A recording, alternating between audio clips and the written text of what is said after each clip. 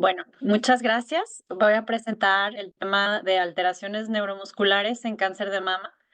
Y pues más que nada vamos a platicar sobre todas las alteraciones que una paciente que presentó cáncer de mama y pasó por su tratamiento puede tener en el sistema nervioso en general y cómo nosotros en el área de rehabilitación podemos ayudarlos. Bueno, pues como ya hablaron previamente, las pacientes con cáncer de mama pasan por muchos tratamientos, pues, que en ocasiones pueden llegar a ser agresivos, iniciando, bueno, no iniciando, pero a veces puede ser, cirugía, que, pues, conlleva sus muchos riesgos para el sistema nervioso en general, la anestesia, la cirugía, que pueden ser múltiples cirugías en ocasiones, la quimioterapia, que como sabemos también afecta el sistema nervioso, la radiación y, pues, también en ocasiones las reconstrucciones cuando sean necesarias, y, pues, lo que es también la terapia sistémica, entre otras cosas. Y bueno, pues, voy a empezar hablando como de, digamos, de arriba hacia abajo, de la cabeza hacia abajo, del sistema nervioso. Entonces, empezando por arriba, vamos a ver pacientes que tienen, cerebropatías. También quiero comentar cualquier duda, pueden anotarlo en el chat y al final con mucho gusto lo comentamos. Bueno, empezamos con cerebropatía o alteraciones, en el encéfalo. Em, sí me alcanzan a escuchar bien, ¿verdad? Porque vi como algo en el chat. Sin problema, doctora. Muy bien, perdón. Em, bueno, pues como podemos saber, las pacientes con cáncer en ocasiones pueden tener metástasis hacia lo que es el cerebro o cualquier parte del sistema nervioso central. Hasta 24% de los pacientes con cáncer de mama pueden llegar a presentar un tumor cerebral, esto dependiendo del tipo de cáncer. Este 24% se presenta en cánceres más agresivos.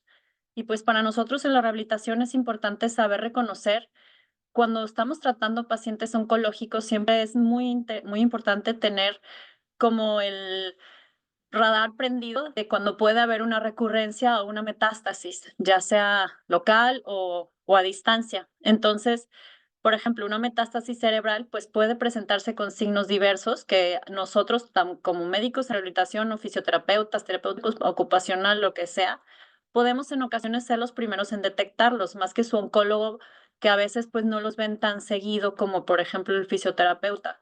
Entonces es importante conocerlos y saber estos signos para poder, pues, estar al pendiente de ellos. Em, en este caso, pues, los síntomas pueden ser dependiendo del área de lesión, donde está el tumor, pero, pues, pueden presentarse más comúnmente. Los síntomas que mayormente se presentan son cefalea, vómito, náusea, hemiparesia, alteraciones visuales o en ocasiones convulsiones.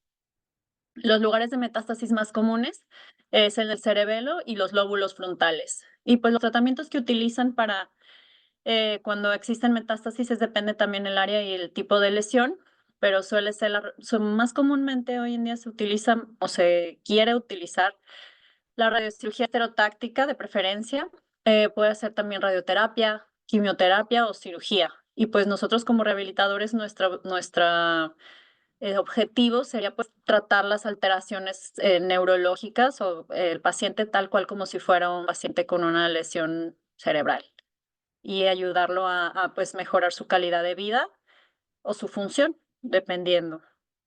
Em, Otro también de lo que se habló ya un poquito es, las alteraciones cognitivas, que también son muy frecuentes en los pacientes en los pacientes con cáncer de mama. Esta está presente en más del 50% de los pacientes con cáncer de mama, se ha reportado. Varía un poco según los estudios, publicados, pero hasta un 50% o más se ha visto que tienen alternaciones cognitivas. Em, Estas pueden inclusive durar hasta más después de 4 años después de que, tuvieron su tratamiento y, pues, afecta bastante a los pacientes en su calidad de vida y, pues, en sus actividades de la vida diaria. ¿Cuáles son las funciones cognitivas mayormente afectadas? Pues, la memoria, las funciones ejecutivas, la atención, la velocidad de procesamiento y la memoria prospectiva. No sé si haya terapeutas ocupacionales en la plática que puedan ayudarme también en esto o tengan algún comentario. Pero pues son todas esas las que se pueden ver más afectadas y esto es debido pues a varias cosas, como por ejemplo puede ser el cáncer y su tratamiento en sí, pues la cirugía, la anestesia, como ya hablamos, toda la terapia sistémica, la radiación, las terapias hormonales también pueden afectar las funciones cognitivas. También el paciente en sí, el paciente mismo, sus factores genéticos pueden llegar a afectar las funciones cognitivas, comorbilidades que ya tuviera el paciente, como por ejemplo diabetes, enfermedades cardiovasculares, cualquier otra enfermedad previa, sobre todo enfermedades que afecten las alteraciones cognitivas que ya la tuviera de manera previa.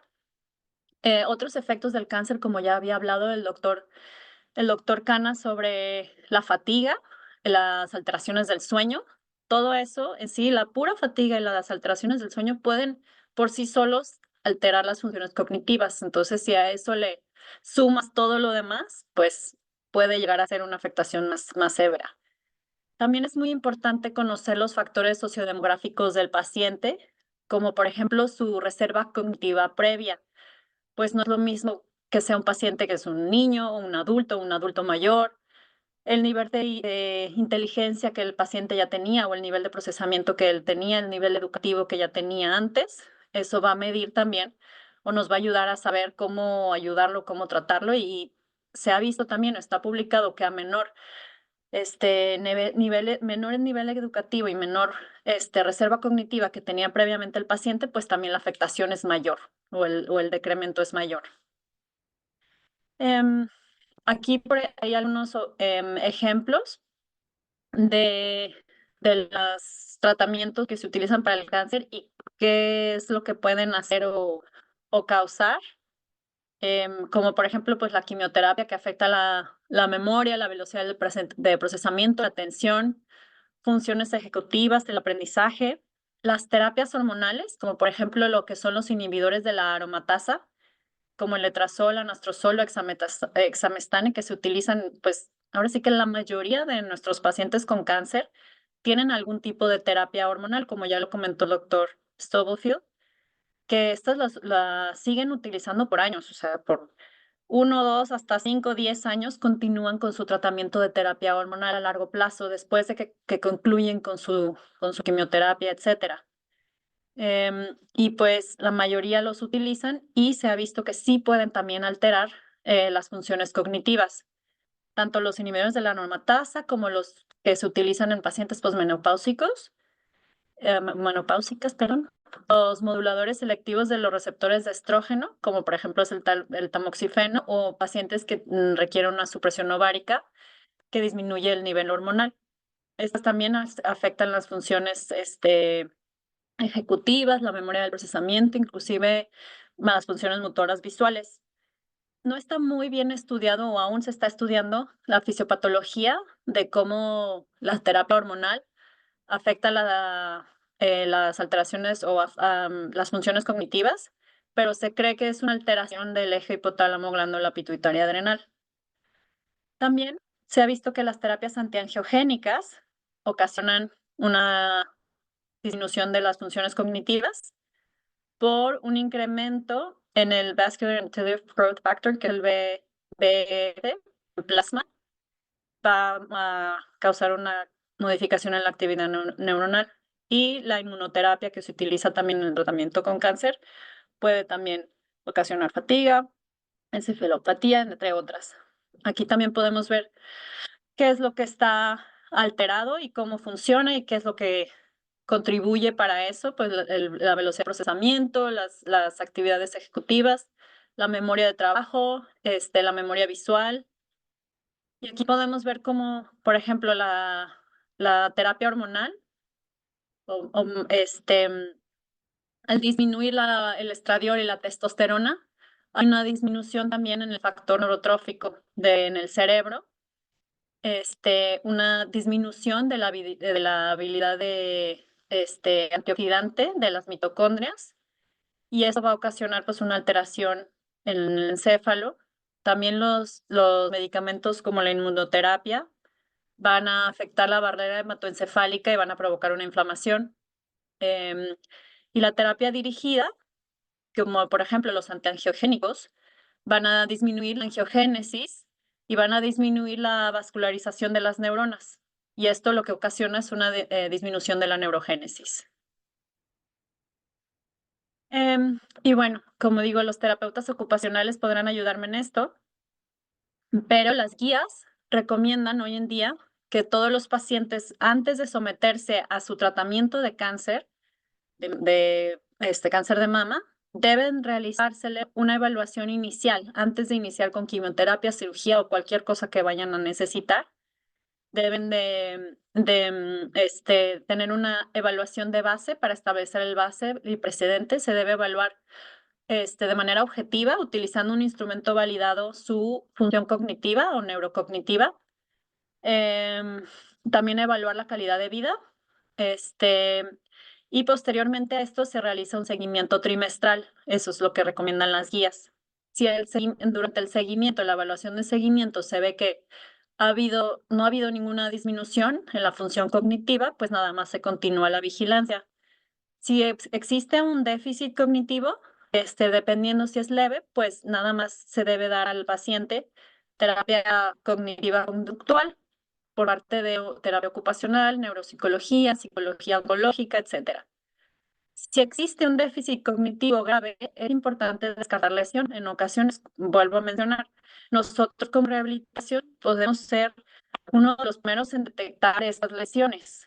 ¿Por qué? Porque si tú eres el psicólogo, neuropsicólogo, el terapeuta ocupacional que está tratando a ese paciente y ves que tiene un déficit cognitivo grave que no coincide con lo que esperarías, debes mandar a descartar una lesión con imagenología, pedir marcadores, función o lo que sea necesario para evaluar que no vaya a haber otra lesión más grave que la esperada normalmente en un déficit cognitivo secundario a quimioterapia o a terapia sistémica. Podemos ofrecer nosotros como tratamiento, pues la actividad física, como ya mencionó el doctor Cana, el ejercicio aeróbico progresivo, se ha visto, está estudiado que disminuye previene más bien la disminución de la neurogénesis en el hipocampo y mejora, o más bien previene, la disfunción cognitiva. También se ha visto en estudios ya publicados que el yoga y la meditación tienen también función en las alteraciones cognitivas. La intervención conductual como entrenamiento cognitivo, la terapia conductual, dar estrategias de compensación al paciente para poder mejorar su calidad de vida. Y pues hoy en día también hay un estudio, o más bien un equipo que están desarrollando unas guías de práctica clínica específicas para las alteraciones cognitivas en pacientes con cáncer. Se ha visto también, bueno, está el estudio ahora la estimulación magnética transcranial con buenos resultados hasta hoy. También pues hay algunos fármacos, como que algunos están todavía en ensayos clínicos o se han realizado de manera reciente, como la fluoxetina, el donepezil, la cotinina, que es un análogo de la nicotina, también probióticos, N-acetilcisteína, ginkgo biloba, todos ellos pues tienen algunas recomendaciones, pero ninguno está tal cual aprobado para tratar alteraciones cognitivas. Y bueno, ahora vamos a seguir un poquito más abajo en el sistema nervioso. Vamos a hablar de la mielopatía, que va a ser una alteración en la médula espinal. Bueno, las alteraciones en la médula en pacientes con cáncer de mama pueden ser secundarias a varias causas, como por ejemplo, bueno, la metástasis, síndromes paraneoplásicos, pueden ser alteraciones por radiación o radioterapia, alteraciones vasculares, por quimioterapia o infecciosas. Vamos a empezar con las metástasis. Hay tres tipos principales de metástasis que puede haber de cáncer de mama a la médula. Uno son los tumores epidurales, los leptomeningios o el tumor intramedular. Las metástasis intramedulares es realmente bajo el porcentaje que se da, pero es menor al 2% de las metástasis que se encuentran en cáncer de mama. Esta es una metástasis o un tumor que está tal cual dentro de la médula espinal y pues el cuadro clínico suele ser una lesión medular con alteraciones o síntomas neurológicos típicos de una lesión medular, dependiendo el nivel en donde esté y exactamente pues, qué tanto abarca la lesión, y suelen ser de progresión rápida. En este caso, pues en pacientes que veamos nosotros que de pronto empiezan con alteraciones neuropáticas o con síntomas neurológicos correspondientes como a una lesión medular, pues inmediatamente tenemos que sospechar de una metástasis intramedular y enviarlos a una resonancia que debe ser con gadolinio, con y sin gadolinio. En esta podemos observar una lesión hiperintensa que en T2 se puede ver como tiene edema perilesional.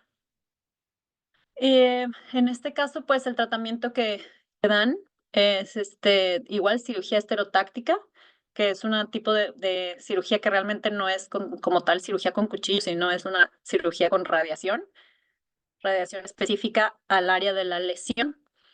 También se puede hacer una incisión quirúrgica o radiación normal.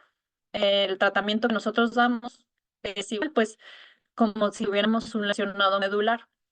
Entonces, es el mismo tratamiento. Em, También tenemos lo que son las metástasis epidurales. Esto lo que significa es que están fuera de la dura madre. Entonces pueden darse en varias partes de la espina dorsal, que pueden ser, por ejemplo, en los cuerpos vertebrales o en cualquier estructura de la columna, en los tejidos paravertebrales o en el espacio epidural como tal. El lugar de metástasis más común en pacientes con cáncer de mama es en la columna torácica y pues aquí los síntomas neurológicos del paciente o de la paciente van a ser, depende de dónde esté el tumor. Hay veces que se pueden dar como una radiculopatía cuando están comprimiendo las raíces nerviosas, o hay veces que se dan como síndrome de caudequina, si están comprimiendo la caudequina, o hay veces que se dan como una lesión también medular parcial, si están comprimiendo la médula espinal, como se puede ver en esta imagen. Ahí es un tumor epidural que está comprimiendo la médula. Tenemos también la metástasis leptomeningia, que significa que es un tumor, o más bien una lesión neoplásica, que está dentro de la dura madre, pero fuera en sí de la médula espinal. Donde más comúnmente se presenta es en la columna lumbar. En este caso, los síntomas son dolor tipo radicular, no es tanto como puede similar o asemejar mucho a una radiculopatía, pero el dato clínico que nos ayudaría a sospechar sería irritación meningia, datos de irritación meningia. Cuando hay datos de irritación meningia, podemos sospechar de una metástasis leptomeningia. En este caso, se pide también una resonancia con contraste, bueno, con y sin gadolinio, y aquí podemos ver algunos nódulos en la médula. No sé si se alcanza a ver mi cursor, creo que no, pero bueno. En la médula se puede ver como el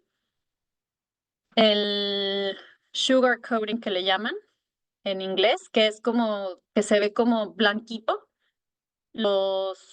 Em, pues las orillas de la médula, como si estuviera empanizada. Eso se ve con gadolinio. Y también las raíces a veces pueden tener ese signo de sugar coating.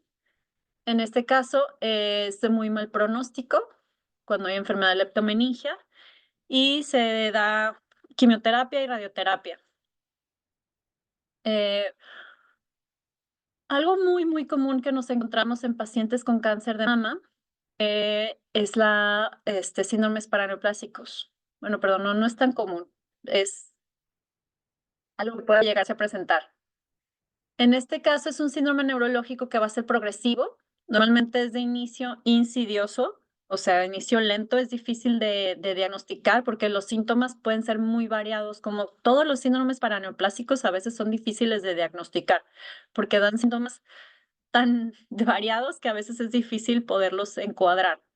Pero, pues, depende dónde se está dando el síndrome paraneoplásico o en qué área se está viendo afectada.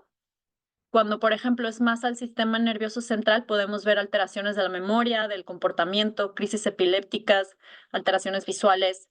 Cuando la alteración es un poco más abajo, en la médula espinal, pues podemos observar trastornos sensitivos o motores, trastornos del equilibrio y, pues, dependiendo también el nivel medular, se van a ver diferentes síntomas. Y la forma también, cuando se sospeche de esta paraneoplasia, es, una punción lumbar, y en este caso vamos a ver el líquido cefalorraquídeo con linfocitos, y proteína elevada. Y la resonancia magnética, también con gadolinio y sin gadolinio. En T2, por ejemplo, aquí se puede observar esa intensidad longitudinal simétrica en la que solamente un tracto está afectado. Y también se pueden pedir anticuerpos específicos en este caso.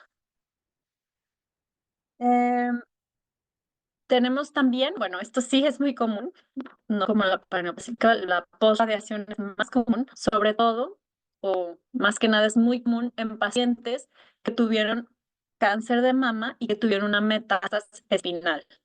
Entonces, ¿qué ocurre? Es que cuando existe una metástasis en cualquier parte de la médula espinal o de la columna vertebral, se, normalmente se da radiación y podemos observar mielopatía. Entonces, hay dos tipos de mielopatía que podemos ver, que es la mielopatía transitoria o la retardada. La aguda o transitoria se da hasta en un 15% de los pacientes que tienen metástasis y son tratados con radioterapia. Y es una mielopatía en la que se presenta los síntomas de mielopatía, pero nada más duran algunos meses, se tratan con corticosteroides, con cámara hiperbárica y los pacientes mejoran al 100%. Entonces, ese es, digamos, de mejor pronóstico. La que no es de muy buen pronóstico, digamos, es más bien de mal pronóstico, es cuando es una mielopatía retardada, que puede ser insidiosa o progresiva, como por ejemplo en este paciente, que podemos ver un seguimiento a 18 meses, es el mismo paciente que en la presentación se puede ver al principio una hiperintensidad en los cuerpos vertebrales por cambios adiposos secundarios a la radiación. Ahí en la segunda imagen, en la T2, ya se alcanza a ver una mielitis longitudinal con una hiperintensidad. En la tercera imagen, con gadolinio, se ilumina el nivel de la lesión. Y ya más adelante se puede ver a los 18 meses ya como está totalmente atrófica la médula espinal. En estos casos, pues el paciente queda parapléjico, pues dependiendo también la lesión, ¿verdad? Qué tan grave fue y el nivel. Y esto, digamos, pues es que es un caso bastante severo. Nosotros vemos en la clínica pacientes con mielopatía progresiva o retardada son más subclínicos, que únicamente tienen, digamos, los reflejos incrementados, un poquito de espasticidad, algo de debilidad, que están como un poco mielopáticos de manera subclínica o insidiosa, que va progresando en el tiempo, que a lo mejor después de 20 años de radiación pueden llegar a tener una lesión mielopática real, pero no son tan severos como este. Hoy en día no suele ser tan común debido a que las técnicas de radioterapia han ido mejorando con los años, pero todavía ocurren. Entonces también debemos estar al pendiente, pues todas las personas aquí presentes que traten o piensen tratar pacientes con cáncer de mama, hay que conocer esos efectos secundarios que pueden tener los tratamientos y que pueden presentarse a largo plazo, saber reconocerlos para poder ayudar a los pacientes pues, a tratarlos. Em, y bueno, quiero hablar un poquito sobre radiación, aunque el doctor ya habló sobre esto, el doctor Stubblefield. porque pues es algo de lo que más vemos en rehabilitación oncológica, son todos los efectos secundarios post-radiación. Entonces, ¿cuáles son los factores de riesgo o los determinantes de riesgo principales para que un paciente le vaya bien o le vaya mal en, o desarrolle o no efectos secundarios? Pues primero yo creo lo más importante es pues el tipo de radioterapia.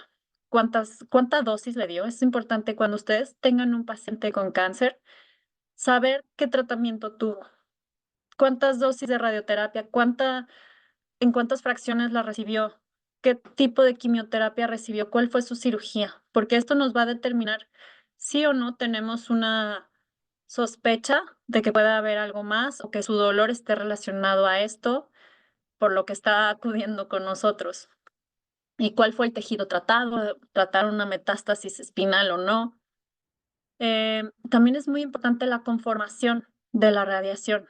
Depende en el área donde vivan o el tipo de pacientes que traten, va a variar pues el acceso que ellos tengan al tipo de radiación que puedan haber recibido. Ahorita vamos a hablar un poquito más de la conformación de la radiación. También pues obviamente si hubo o no cirugía, si recibieron o no quimioterapia, que esto también puede potencializar los efectos por radiación. La edad del paciente, las comorbilidades que pueda llegar a tener, como pues si tienen los pacientes otras enfermedades neurológicas, si tienen diabetes o enfermedades cardiovasculares, también esto va a empeorar el pronóstico. Em, Aquí tenemos lo que hablábamos sobre la conformación de la radiación y los tipos de radiaciones que existen. Hoy en día existen muchas radiaciones con muchos nombres diferentes, pero lo voy a dividir en dos principales para más simplificar un poquito. La convencional y la conformal radiocirugía.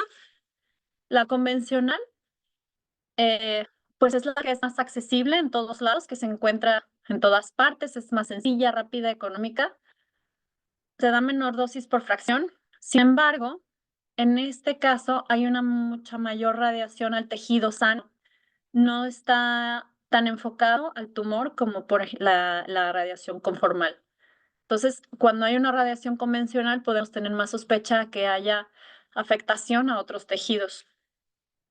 En cambio, la radiación conformal se da mayor dosis por fracciones, a veces más difícil de acceder, pero va a haber una menor radiación a tejido sano. Entonces, aquí, por ejemplo, vemos en esa fotografía que se ve a la derecha, cómo está ahí, es como por ahí sale el rayo, cómo lo están haciendo, esos como dientitos que se ven ahí, se mueven, o sea, se queda el hoyito y lo pueden hacer tan grande o pequeño respecto al tumor. Entonces ellos digamos, lo ajustan para que el rayo salga exactamente en la forma en la que está planeado para que dé perfectamente al tumor. Y ese como casco que le ponen al paciente está hecho a su medida y lo ponen así para que cada que vayan estén exactamente en la misma posición. Los pacientes, lo que pueden ver como la máscara que tiene ahí, para que tiene que ser lo más milimétricamente exacto posible para que haya menor lesión al tejido sano. Aquí podemos ver, ay Dios, porque ya no se me ve.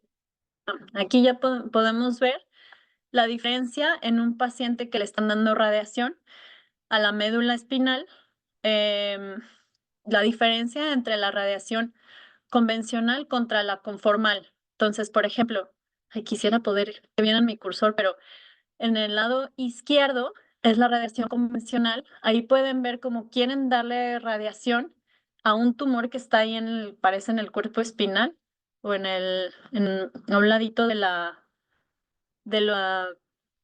más bien están así en el cuerpo espinal. Y la que se ve en rojo son la radiación más alta que tienen, son 100 grays. Es las áreas que van a recibir más radiación. Entonces ahí podemos ver que hay muchas partes rojas, moradas, que también van a estar recibiendo hasta 70 centígrados de radiación.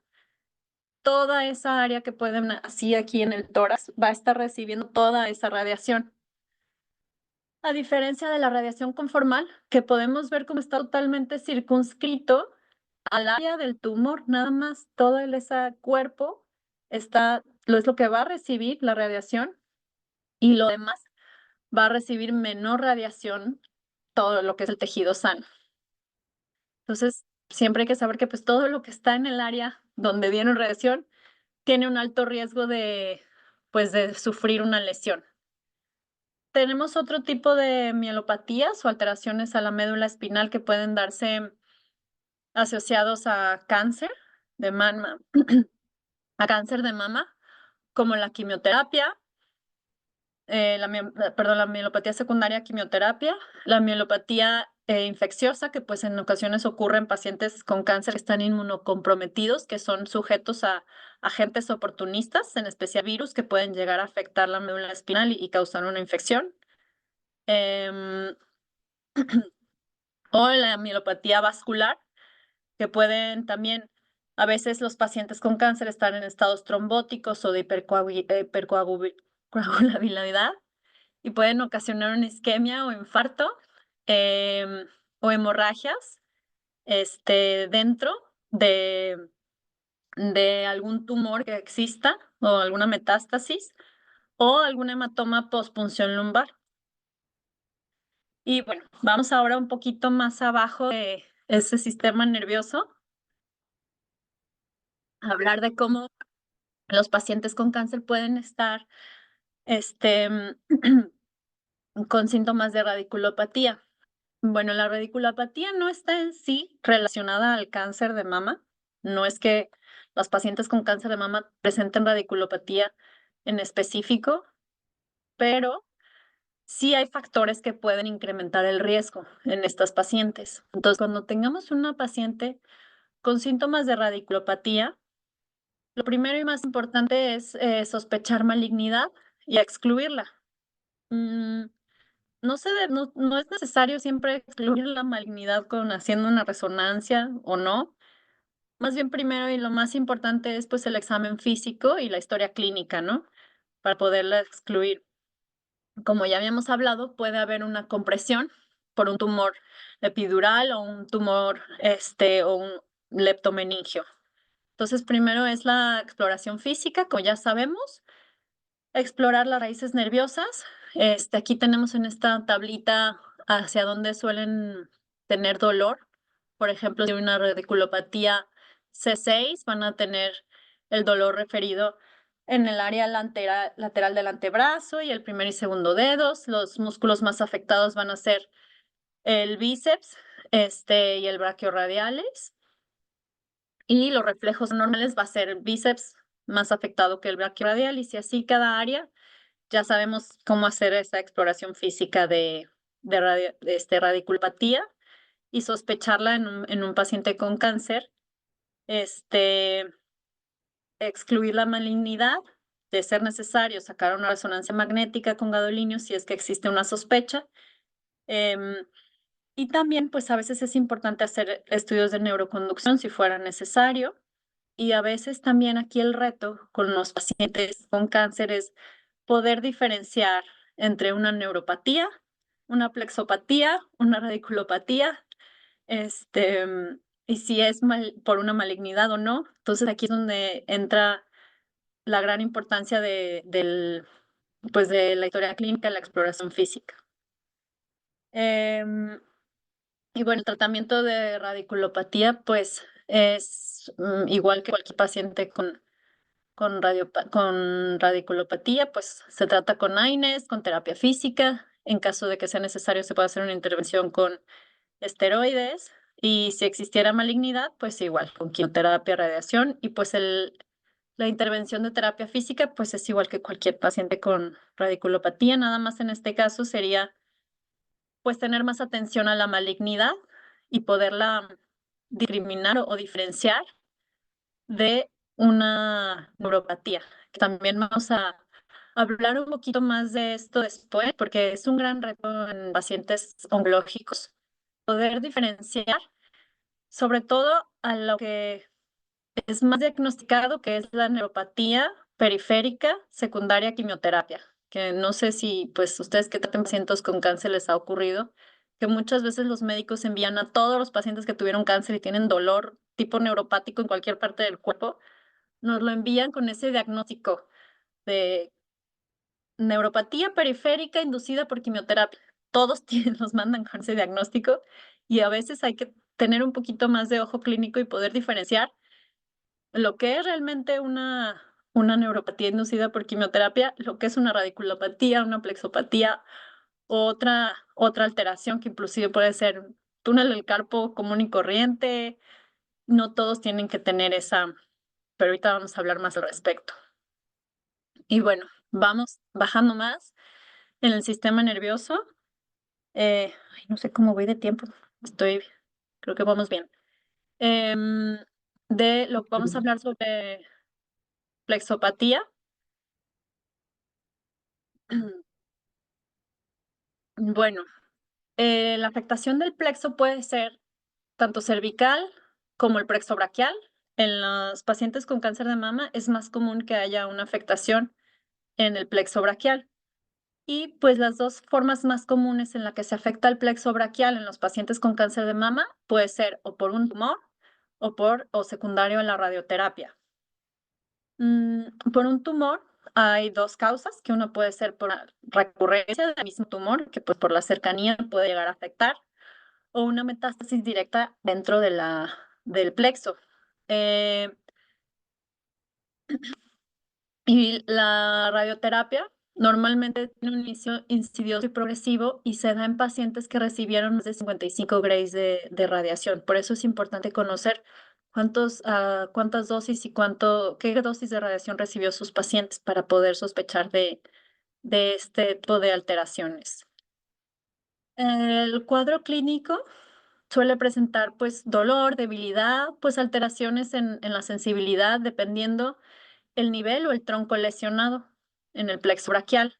También hay veces, sobre todo cuando es por un tumor, en el que se observa el linfedema súbito. Siempre que tengan un paciente con cáncer de mama que acuda con ustedes por dolor súbito y linfedema súbito, o sea que no tenía linfedema y empezó de pronto, hay que sospechar una malignidad y descartar una metástasis o recurrencia. También pueden a veces presentar síndrome de Horner, como dentro del cuadro clínico, que síndrome de Horner, pues ya saben, es la miosis, apoptosis palpebral, etcétera, y que anhidrosis de la hemicara. Y pues para diagnosticarlo, se pide una resonancia con isingadolinio para poder, como ya les digo, descartar la recurrencia. También se puede ordenar PET por lo mismo, para descartar malignidad. Y pues realizar una electromiografía para poder observar qué parte del plexo está más afectado. Como tratamiento, pues se pueden dar opioides para el dolor. En ocasiones se utilizan fármacos neuroestabilizadores como gabapentina, pregabalina, duloxetina y pues obviamente la fisioterapia y terapia ocupacional para poder tratar los síntomas neuropáticos, la debilidad, etcétera. Aquí podemos diferenciar un poquito para poder observar entre si es una neoplasia o si es secundario a radiación, poder discriminar entre ambas. Cuando es por radiación, normalmente la presentación es con parestesias y debilidad, y cuando es neoplasia es con mayor dolor. El dolor suele ser severo cuando es neoplasia, y el plexo que está más comúnmente afectado es el braquial. El tronco bajo está más afectado cuando es neoplasia y el tronco alto o todo puede estar afectado por radiación. Y bueno, aquí en esta imagen se puede ver un tumor ahí en el plexo braquial izquierdo. No tengo el cursor, pero si alcanzan a ver, ahí se ve el tumor afectando el plexo braquial izquierdo en este paciente, secundario a cáncer de mama. Cuando tenemos una plexopatía secundaria a radiación, como por ejemplo aquí pueden ver en esa resonancia una hiperintensidad y un engrosamiento del plexo braquial bilateral en este caso, y en esta ocasión es secundario a radiación. A veces diferenciar entre si es secundario a radiación o tumor puede llegar a ser un reto diagnóstico. Em, no siempre se sabe a ciencia cierta, pero pues hay que evaluar con resonancia magnética es la mejor forma. Y bueno, pues la radiación, ¿cómo es que afecta al plexo braquial? Pues la radiación tiene un efecto tóxico sobre los axones y la vasa nervorum, que es la irrigación de los nervios. Y puede ocasionar microinfartos y lesiones en el nervio, cuando estuvo dentro del área irradiada. Y pues ahora sí que el grado que pueda haber de neurotoxicidad va a ser relativo o equivalente a la dosis que recibió ese paciente en esa área o en ese tejido. Cuando normalmente una plexopatía post-radiación se puede empezar a generar muy pronto después, unos 6 meses o menos después de la radiación, o puede empezar hasta 20 años después, porque el doctor Stubblefield tiene un dicho que dice: "The radiation is the gift that keeps on giving", que significa que una vez que el paciente recibió radiación, el efecto es acumulativo y va a seguir dando y dando y dando efectos secundarios o va a seguir causando degeneración de los tejidos irradiados durante el tiempo y con el envejecimiento empeora, inclusive 20 años después de que se recibió la radiación. También cuando hay quimioterapia, puedes incrementar el riesgo de plexopatía por radiación.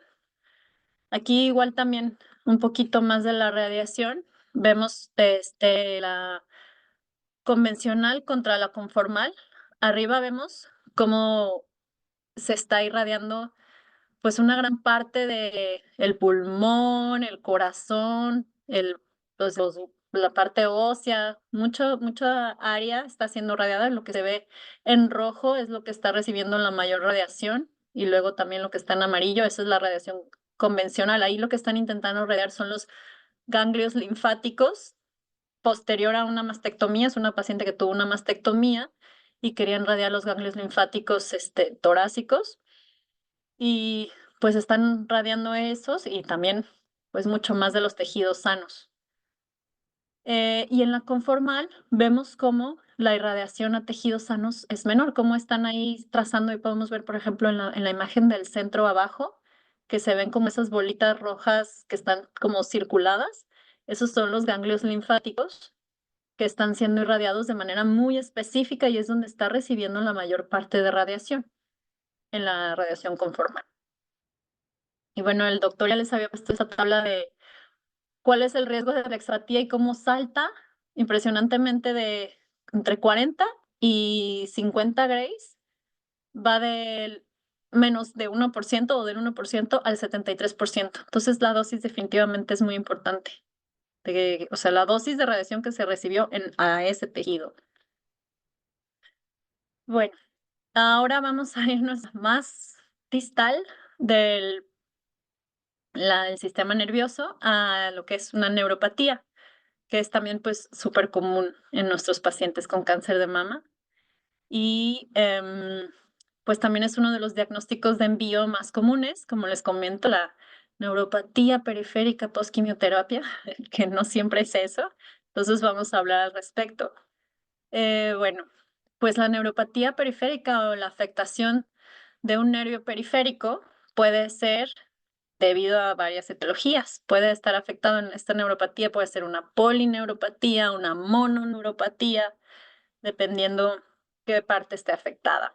Entonces, se puede dar por un efecto directo, que puede que el mismo tumor esté invadiendo el nervio o comprimiendo el nervio, como ya habíamos dicho ahorita con la invasión del plexo.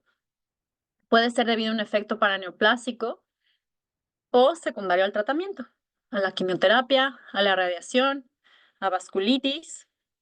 Viendo el tiempo, no me quiero pasar. Y por ejemplo, aquí tenemos uno de los diagnósticos más comunes que se ven en pacientes post-mastectomía, en los que hay una disección de ganglios axilares, en el que la mayoría de las veces la misma cirugía lesiona el nervio intercostal braquial y ocasiona pues puede ser hipoestesia, analgesia o parestesias, en la que es la parte medial del brazo, la axila y sobre el tórax, en la línea axilar. Y eso lo vemos muy, muy comúnmente en nuestros pacientes. Bueno, la neuropatía periférica es ahora sí que muy amplia, porque pues los nervios van a cada parte del cuerpo, entonces puede haber una neuropatía puramente sensorial, motora, combinada, autonómica. Em, Cuando es sensorial, pues causa alteraciones de la sensibilidad. El motor puede ocasionar ya sea debilidad o inclusive espasmos musculares.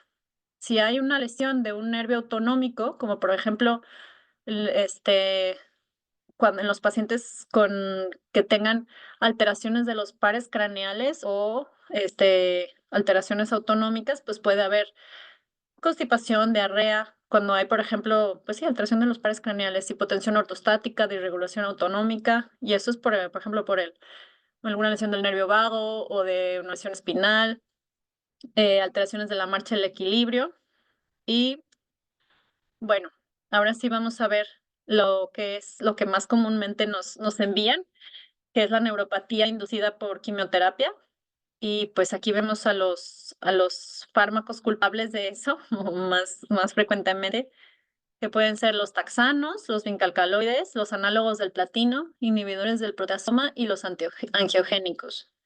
Los más utilizados en cáncer de mama son los taxanos y los análogos de platino, que son pues el carboplatino, paclitaxel o cetaxel.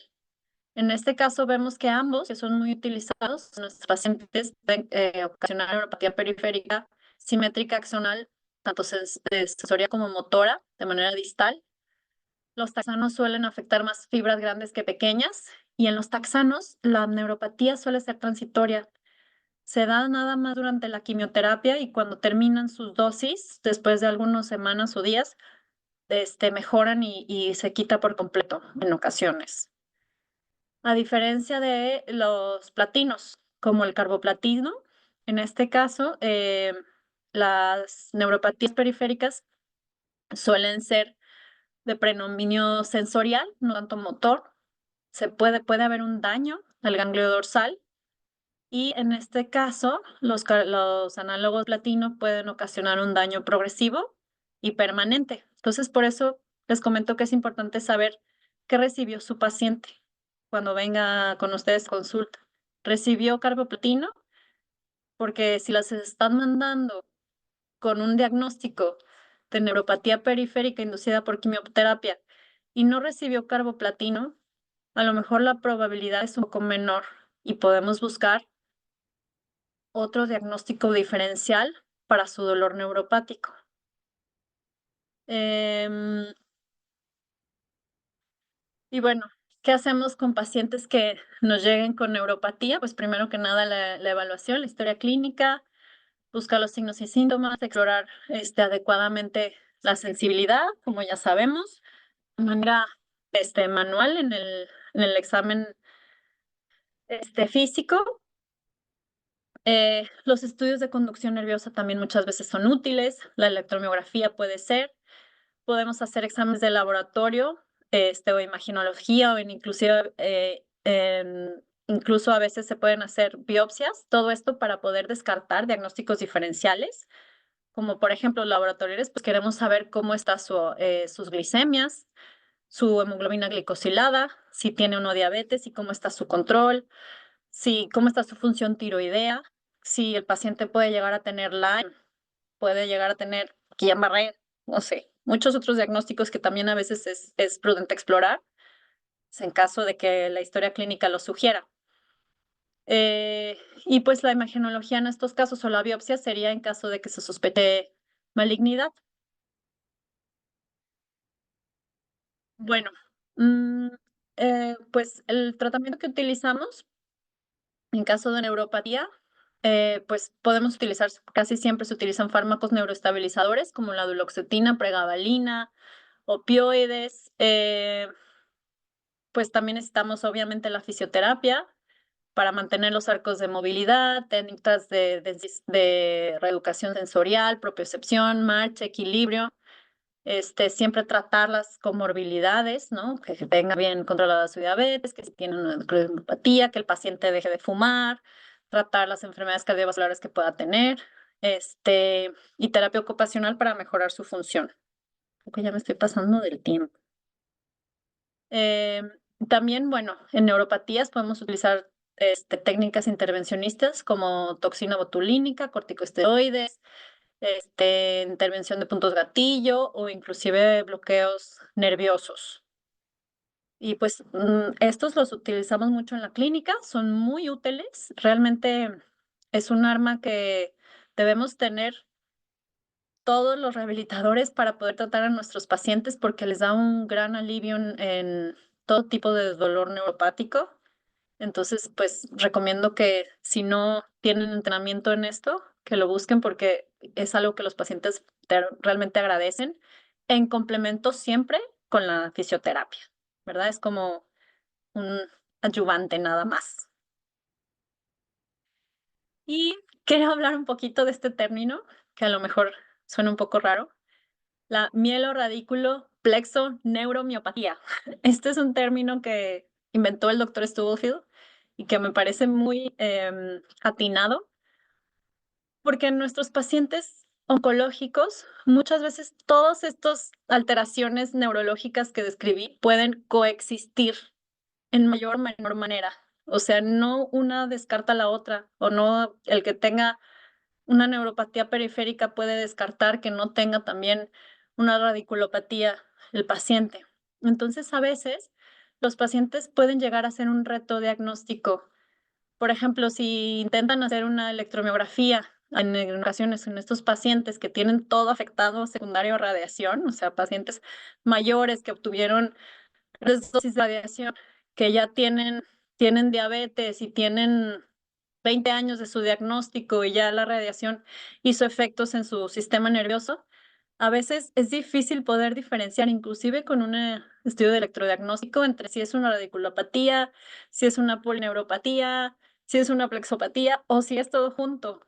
Y la razón es que en ocasiones sí están varios sistemas afectados. Pueden coexistir las alteraciones cognitivas con una compresión de una raíz cervical, con un poco de plexopatía porque se irradió un poquito ese tronco y además también recibió quimioterapia y además tiene túnel del carpo y tiene linfedema. Entonces, hay veces que es difícil poder dar así con el diagnóstico específico y en muchas veces el paciente este es su diagnóstico, mielorradículo plexo neuromiopatía, tiene todo.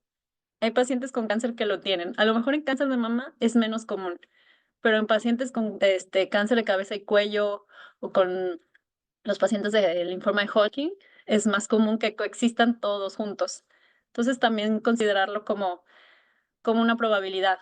Y lo bueno es que para nosotros en rehabilitación a veces no es necesario dar exactamente con el diagnóstico específico, porque pues realmente nuestras técnicas terapéuticas tal vez no vayan a cambiar tanto.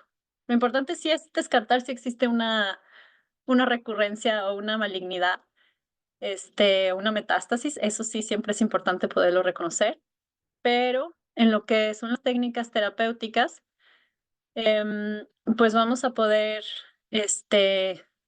hacer diferentes técnicas como ya conocen, las técnicas manuales, como pueden ser la terapia miofascial, movilizaciones, masajes, fortalecimientos a los pacientes que lo requieren. Muchas veces estos pacientes necesitan estabilización escapular, reeducación neuromuscular, sensorial, los deslizamientos nerviosos ayudan, reeducación de la marcha, de la coordinación, de la propiocepción, etcétera. Pues también no quiero dejar de mencionar otras alteraciones que pueden presentar nuestros pacientes que son más viscerales, digamos, pacientes con cáncer de mama, este, como por ejemplo pueden presentar síndromes mielodisplásicos, neumonitis, cardiotoxicidad, etcétera. Y no sé si alcanzo, creo que ya no, a presentar un caso clínico. Ya me Sí, pasé de la... ¿Ah? No se preocupe, doctora, usted preséntelo, que al cabo vamos muy bien de tiempo. Bueno, rápidamente. Es una paciente de 63 años de edad con cáncer, bueno, tuvo un antecedente de cáncer en mama derecha, por la cual requirió una mastectomía bilateral y en la cual le colocaron un expansor. Se le realizó una disección axilar de ganglio centinela, el cual fue negativo. Su tipo de cáncer es ERPR positivo, HER negativo. Tuvo tratamiento con ciclofosfamida, adriamicina y paclitaxel.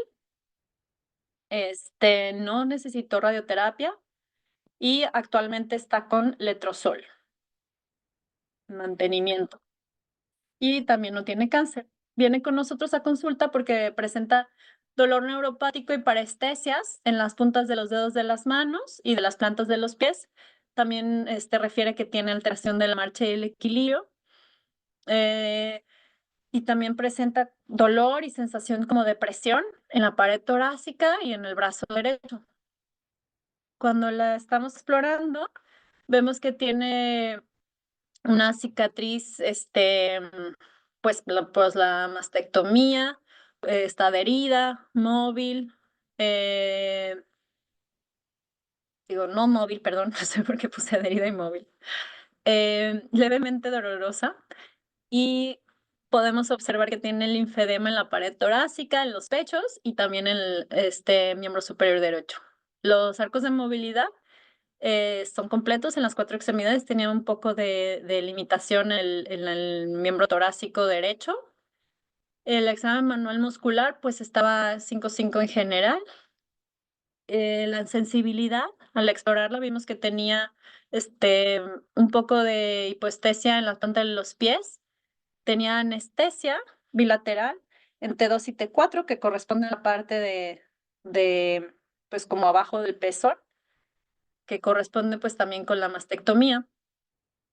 Y al explorar vimos que tenía signo de Tinel y de Fallen positivos en ambas muñecas, mayor en la derecha que en la izquierda, y los reflejos eran normales. Entonces, alguien que quiera proponer un diagnóstico o dos, o no hay respuestas incorrectas, lo que quieran decir está bien, que quieran participar en a ver si puedo poner el chat.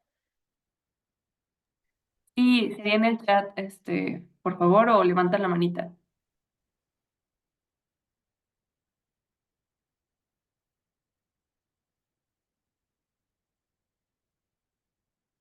No, no hay algún diagnóstico que le suene, no importa si no está bien o no.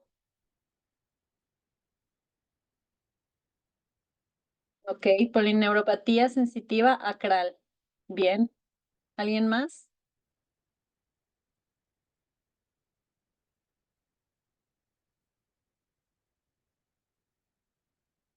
Bueno, voy a continuar. En este caso, pues es más sencillo. Vemos que tiene signo de Tinel y Fallen positivo. Entonces, pues la paciente puede tener una lesión de nervio mediano a nivel del túnel carpiano, o sea, un síndrome de túnel carpiano bilateral mayor en el miembro torácico derecho que en el izquierdo, que puede también coexistir con una neuropatía periférica inducida por quimioterapia. Puede tener ambas cosas, una no descarta la otra. Y en esta paciente mayor que aparte tiene linfedema, pues es común que pueda presentar un síndrome de túnel carpiano.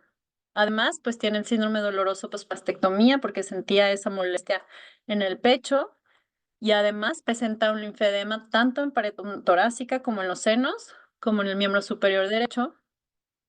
Este, y bueno, nuestro plan aquí sería, pues para el síndrome de túnel carpiano, fisioterapia, terapia ocupacional, y podemos recetar pregabalina para, como un neuroestabilizador. Para lo que es la neuropatía periférica inducida por quimioterapia, igual el mismo neuroestabilizador nos ayuda y pues la fisioterapia sería dedicada a la reeducación sensorial, la propiocepción, marcha y equilibrio. Para el síndrome doloroso, pues mastectomía también va a requerir fisioterapia, en este caso técnicas de liberación miofascial, técnicas manuales y estiramientos. Y pues va a requerir también algo de terapia linfática. Bueno, algo no, va a requerir terapia linfática para el tratamiento de su linfedema. Y muchas gracias por participar los que pusieron diagnósticos. Se los agradezco. Y bueno, creo que había una, pero no decía gracias. Entonces, esa es nuestra última diapositiva. Y si tienen algún comentario, pregunta o lo que sea, con mucho gusto, aquí estoy para eso. Muchísimas gracias, doctora Diana. De verdad, fue una charla súper completa. Muchas gracias. De verdad, también gracias porque definitivamente este simposio no hubiera sido logrado sin usted. Y pues mire, aprovechando ahorita que no nos han puesto ninguna pregunta, a mí sí me gustaría hacerle una pregunta y porque pienso que este es como el simposio ideal para que hagamos esta pequeña reflexión. Bueno, para darles a todos un contexto antes de la pregunta. Cuando los doctores Stubblefield y la doctora Presno nos preguntaban, bueno, queremos ponentes de otros de Latinoamérica, en Estados Unidos, ¿qué queremos? Quedamos justamente en estos ponentes de Estados Unidos porque a veces nos hace falta como esta otra visión extra de con otros recursos, definitivamente incluso por el idioma leemos otros artículos, otras fuentes de bibliografía, se ven pacientes diferentes. Entonces yo le quería preguntar, doctora, por ejemplo, usted que ha trabajado en México en rehabilitación oncológica y en Estados Unidos en rehabilitación oncológica, ¿qué nos diría a los que estamos en Latinoamérica, que quizá podríamos mejorar como para tener una mejor atención a nuestros pacientes? Realmente creo que la colaboración multidisciplinaria viene a ser una de las cosas más importantes. O sea, para mí, nosotros no podemos hacer nuestro trabajo como médicos rehabilitadores sin la ayuda de fisioterapia, de terapia ocupacional, de médicos especialistas de todo tipo. Necesitamos mucho de su apoyo y pues el rodearse de estas personas o formar un equipo de trabajo que estén muy bien preparados en todas las áreas, para mí es súper importante. Entonces a veces puede llegar a ser un reto el encontrar ese equipo de trabajo que esté interesado en tratar este tipo de pacientes y aprender, porque pues es ahora sí que otro mundo un poquito diferente, aunque tiene sus similitudes, pero aprender a tratar al paciente con cáncer. Entonces, como equipo, para mí sería una de las cosas más importantes. Y para los médicos especialistas en rehabilitación, pues también les invito mucho al intervencionismo, que es una forma muy completa en la que podemos nosotros ayudar a nuestros pacientes. Aprender a manejar el Botox,